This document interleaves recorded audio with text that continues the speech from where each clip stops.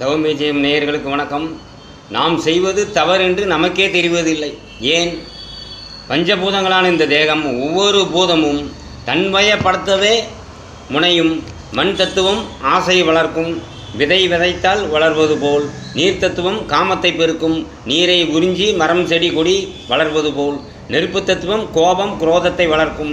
நெருப்பு அனைத்தையும் பற்றி எரித்து விடுவது போல் காற்று மனதை ஒரு நிலைப்படுத்த விடாது. காற்றில் அனைத்தும் அசைவது போல் ஆகாயம் உங்களையே சமமாக்கிவிடும். உங்கள் உடலை ஆகாயம் போல் ஒன்றுமில்லாமல் செய்துவிடும். இந்த தத்துவங்களான உடலை வைத்து கொண்டு நீங்கள் எங்கே நல்லது செய்ய முடியும், நல்லது நினைக்க முடியும்? நாம் செய்வது தவறு இல்லை என்று உங்களுக்கே புரியாது. காரணம், பஞ்சபூதத்தின் வழியே நீங்கள் செல்வதால். இயேசு கடைசியில் அதைத்தான் கூறுகிறார். என்ன கூறுகிறார்? பிதாவே, இவர்கள் செய்வது பாவம் என்று இவர்களுக்கே தெரியாது, இவர்களை மன்னியும் என்று. அவர் சொல்வதை பார்த்தீங்களா? அந்த மாதிரி பஞ்சபூதங்களான உடலால் நீங்கள் செய்வது தவறென்று உங்களுக்கே தெரிவதில்லை. அந்த பஞ்சபூதங்கள் நான் செய்வது சரி என்று உங்களையே உணர்த்தி கொண்டு நீங்கள் செய்வது சரி என்று நீங்களே சாதித்து கொண்டிருக்கிறீர்களே தவிர நாம் செய்வதெல்லாம் தவறு என்று உங்களுக்கே தெரிவதில்லை. அதையே தான் இயேசுபிரான் கடைசியில் அந்த வார்த்தையை கூறினார். பிதாவே, இவர்கள் செய்வது பாவம் என்று இவர்களுக்கே தெரியாது, இவர்களை மன்னியும் என்று. கோடிக்கணக்கான செல்கள் கொண்டதுதான் இந்த உடம்பு. இது ஒரு நாள் முதல் ஒரு வருடம் வரை வாழும் செல்கள் உள்ளது. அது இறக்கும் பிறகு மீண்டும் உற்பத்தியாகும் செல்கள். இந்த செல்கள் குறைய குறைய வயதாகி முப்பு எய்தி நாடி நரம்புகள் தளர்ந்து நம் மரணத்தை எய்துகிறது. இந்த செல்கள் எல்லாம் நீ அல்ல என்று புரிந்து கொள்.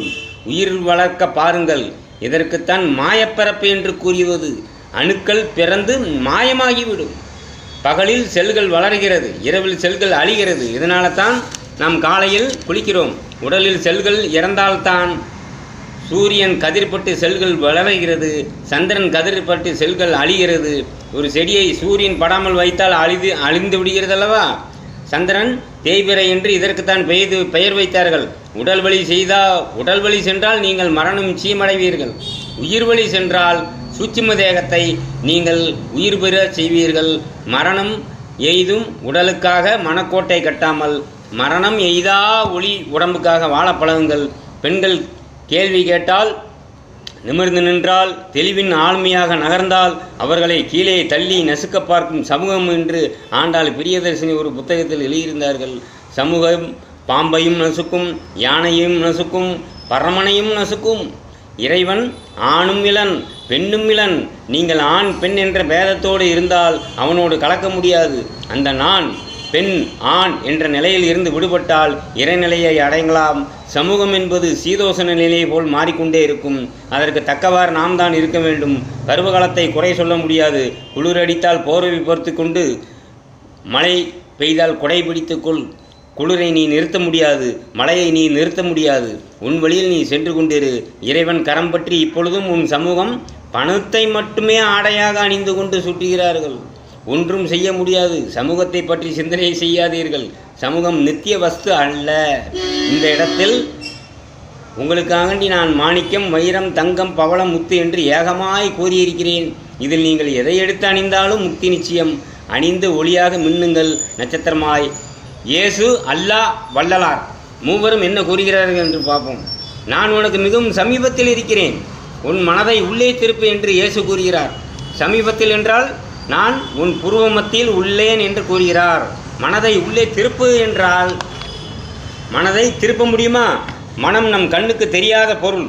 அவர் மூச்சை வெளியே விடாமல் உள்ளே திருப்பு என்று கூறுகிறார். மூச்சை வெளியே விடாமல் மேலே திருப்பு, புருவ மையத்துக்கு திருப்பு என்று கூறுகிறார். குரான் என்ன கூறுகிறது என்று பாருங்கள். குரான் 3:5:52 5:32. யார் ஒருவர் ஒரு ஆத்மாவை வாழ வைக்கிறாரோ அவர் மனிதர்கள் யாவரையும் வாழ வைத்தவர் போலாவர். இந்த வசனத்தை நல்லா கவனிக்க வேண்டும். யார் ஒருவர் ஒரு உயிரை உயிர்ப்பிக்கிறாரோ, தன் உயிரை உயிர்ப்பிக்கிறாரோ அவர் பிரம்மத்துக்கு ஒப்பாவார். அவர் பிரம்மமாகிவிட்டதால் அவர் உயிர்கள் அனைத்திலும் உரைகிறார். அதனால் அவர் அனைவரையும் வாழ வைத்தவர் போல ஆகிறார். அதனால தான் அந்த வசனம், யார் ஒருவர் ஒரு ஆத்மாவை வாழ வைக்கிறாரோ அவர் மனிதர்கள் யாவரையும் வாழ வைத்தவர் போலாவார். குரான் 5:32 தெளிவாக கூறுகிறார். உணவு உண்ணாமல் விரதம் இருந்தால் நாம் பாவம் வினைகள் அகன்றுவிடும் என கூறுவது ஏனென்றால் உணவில் நாம் பாவமே உள்ளது. அதனால தான் உண்ணாவிரதம் மேற்கொண்டு அன்னதேகமாகிய பாவதேகத்தை வளர்க்காமல் புண்ணிய தேகமாகிய ஒளி தேகத்தை வளர்க்க வேண்டும். ஒளி தேகத்தை வளர்த்தால் முக்தி நிச்சயம். விரதம் இருந்தால் அன்னதேகம் விலகிவிடும். வள்ளலாரும் இதையே கூறுகிறார். வள்ளலார் கூறுவதை கவனிங்கள். ஜீவகாரணியமே மோட்ச வீட்டின் திறவுகோல். உன் ஜீவனை நீ காருண்யம் செய், உன் உயிரை வளர்க்கப்பார், அதுதான் மோட்ச வீட்டுக்கு அழைத்து செல்லும். 10 பேருக்கு உணவு கொடுத்து விட்டால் மோட்ச வீடு திறந்து விடாது. அது அல்ல ஜீவகாரணியம். உன் ஜீவனை வளர்க்க வேண்டும். நீ உன் ஜீவனையை வளர்க்காமல் ஊரார் ஜீவனை எப்படி வளர்க்க முடியும்? ஊரார் உடலையை வளர்க்க சோத்தை போட்டால் ஜீவனை எப்படி வளர்ப்பது? உடலை வளர்க்க சொல்லவில்லை.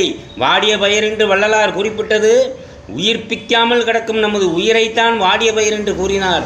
நீர் இல்லாமல் பயிர் வாடுவது போல் உயிர் பெறாமல் நாம் இருப்பதை கண்டு வாடினார். அனைவரும் புருவமைய சுழுமனை சுவாசத்தையே குறிப்பிடுகிறார்கள்.